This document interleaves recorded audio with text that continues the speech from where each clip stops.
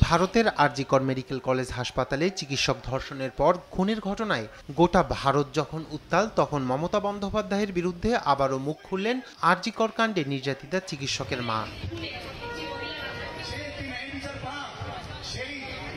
গেল ২৮ আগস্ট টিএমসির মঞ্চ থেকে মুখ্যমন্ত্রীর মন্তব্য ঘিরে তৈরি হয় বিতর্ক। এই পরিপ্রেক্ষিতে নির্যাতিতার মায়ের থেকে চাওয়া হয়েছিল প্রতিক্রিয়া, আর সেই প্রতিক্রিয়ায় তিনি জানান মমতার মন্তব্যে মর্মাহত তিনি। পাশাপাশি মমতার উদ্দেশ্যে বলেন, মুখ্যমন্ত্রীর নিজের কোনো সন্তান নেই, তাই সন্তান হারানোর কষ্ট বুঝবেন না তিনি। তবে উনি যেটা কালকে বলেছেন ওটা আমার ভালো লাগেনি। পরিবার চায় না বিচার, এটা কি? আমার মেয়ে চলে গেছে, আমি বিচার চাইবো না? দুনিয়ার কোটি কোটি লোক বিচার চাইছে, আর পরিবার বিচার চায় না। কোটি কোটি বিশ্ব আমার মেয়ের পাশে দাঁড়িয়েছে, তারা এত আন্দোলন করছে এবং আমরা তাদের আন্দোলনকে সমর্থন করছি। ওনার তো ছেলে মেয়ে নেই, তাই উনি সন্তান হারা বাবা মার যন্ত্রণাটা বুঝতে পারছেন না, তাই হয়তো উনি এই কথা বলছেন। গেল বুধবার তৃণমূল কংগ্রেসের প্রতিষ্ঠা দিবসে কলকাতার মেয়ো রোডে এক জনসভা থেকে মুখ্যমন্ত্রী মমতা ব্যানার্জি ঘোষণা দিয়েছিলেন ধর্ষণের চরম শাস্তি ফাঁসির জন্য পশ্চিমবঙ্গের বিধানসভায় বিল আনবেন।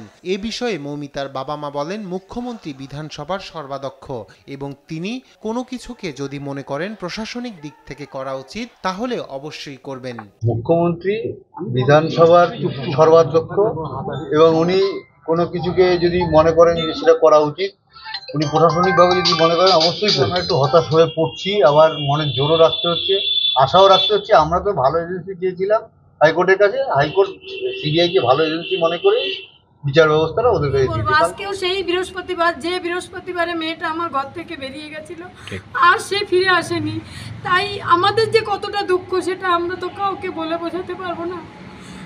যদি বিচার পাই একটু দুঃখ কমবে, এটাই আমার মেয়েটার আত্মাটা একটু শান্তি পাবে, এটাই আমাদের আশায় বসে আছি।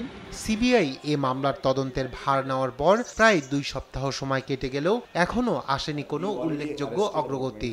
স্বাভাবিকভাবে হতাশা কাজ করলেও সিবিআই এর ওপরেই ভরসা রাখতে হচ্ছে মৌমিতার মা বাবাকে। রায়হান কবির শুভ্র, নিউজ ডেস্ক, দেশ টিভি।